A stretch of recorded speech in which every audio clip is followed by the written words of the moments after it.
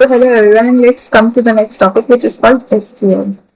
SQL basically क्या होती है? SQL की पहले हम फुल फॉर्म की बात कर लेते हैं कि SQL की फुल फॉर्म क्या होती है. तो it is called structured query language. ठीक है, नाम से पता चल रहा है कुछ चीजें जो होंगी वो स्ट्रक्चर्ड वे में होंगी. ठीक है, और एक क्वेरी लैंग्वेज है, मतलब जो यूजर्स की क्वेरी होती है ना उसको रिजॉल्व करती है ये लैंग्वेज डेटाबेस से इंटरेक्ट करने के लिए. तो नाम से भी इसके समझ आ रहा है कि ये काम क्या करती है. So let's start with the definition.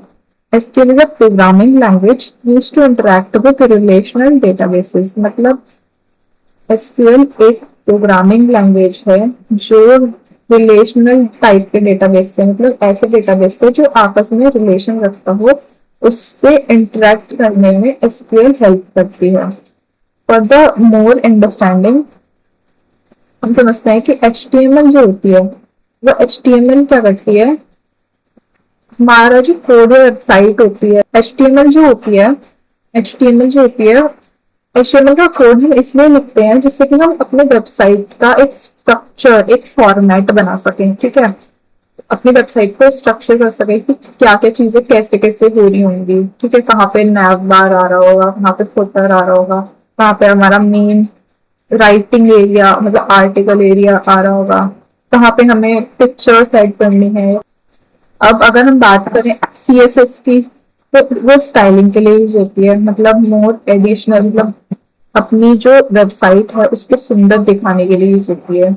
लड़कियां बहुत जल्दी समझ जाएंगी. अगर कोई लड़की है उसको अपने आप को सुंदर दिखाना है तो वो मेकअप कर लेगी बहुत सारा, तो उससे क्या होगा, वो सुंदर दिख जाएगी. तो CSS ऐसे समझ सकते हो कि वेबसाइट का मेकअप है, कि हम मेकअप कर देंगे और वेबसाइट सुंदर हो जाएगी. तो CSS स्टाइलिंग के लिए यूज हो रही होती है. अगर बात करें जावास्क्रिप्ट की, तो जावास्क्रिप्ट फंक्शनैलिटी के लिए होती है. If we make a new home, तो हमें नए घर में सिर्फ उसको सुंदर दिखा के या उसका स्ट्रक्चर बना के तो काम नहीं चलने वाला. अगर हम घर में लाइट्स या फैन या कुछ ऐसे इलेक्ट्रिक अप्लायंसेस यूज नहीं करेंगे तो वो उस घर में रहने लायक वो घर कैसे बनेगा, राइट. तो फंक्शनैलिटी ऐड करने के लिए हमें क्या करना पड़ेगा, उस घर में एक इलेक्ट्रिशियन को बुलवाना पड़ेगा. वो इलेक्ट्रिशियन क्या करेगा, बहुत सारी जो भी अप्लायंसेज है उनको कनेक्ट करेगा और इलेक्ट्रिसिटी से कनेक्ट करेगा.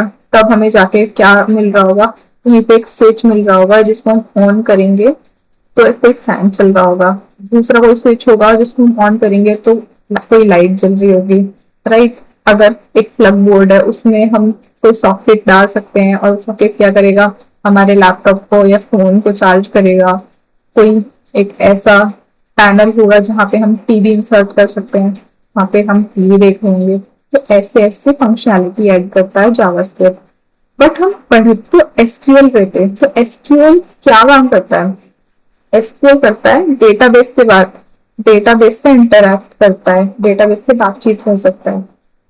उसके नाम में ही है structured query language, query resolve करने वाली लैंग्वेज. तो क्वेरी किसकी होगी, यूजर्स की होगी, डेवलपर्स की होगी. ठीक है, उसको रिजॉल्व कैसे करेगा, डेटाबेस से इंटरेक्ट करके, और कैसे, एक स्ट्रक्चर्ड वे में. तो आप प्लीज मुझे कमेंट करके बताना कि जो मैंने बताया था कि SQL वो कौन से टाइप का डेटा यूज कर रहा होता है, वो टाइप मुझे बताना कमेंट में, जिसने पहली वाली वीडियो ध्यान से देखी थी.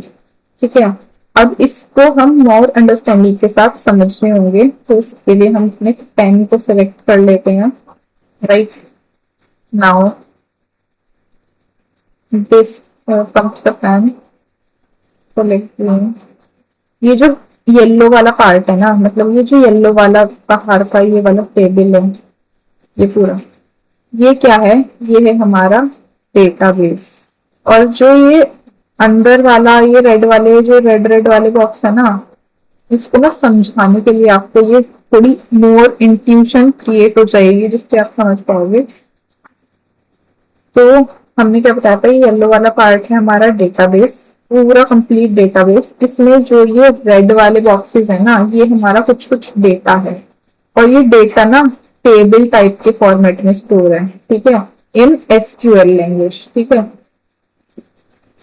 एक दूसरे के साथ ना लिंक होगा, मतलब ये डेटा इसके साथ लिंक हो सकता है, सपोज ये डेटा इसके साथ लिंक हो सकता है, सपोज ये डेटा इसके साथ लिंक हो सकता है, सपोज ये इसके साथ लिंक हो सकता है, ऐसा भी हो सकता है कि ये इसके साथ ही लिंक हो। ठीक है, तो ये आपस में कुछ ना कुछ कनेक्शंस रखता होगा।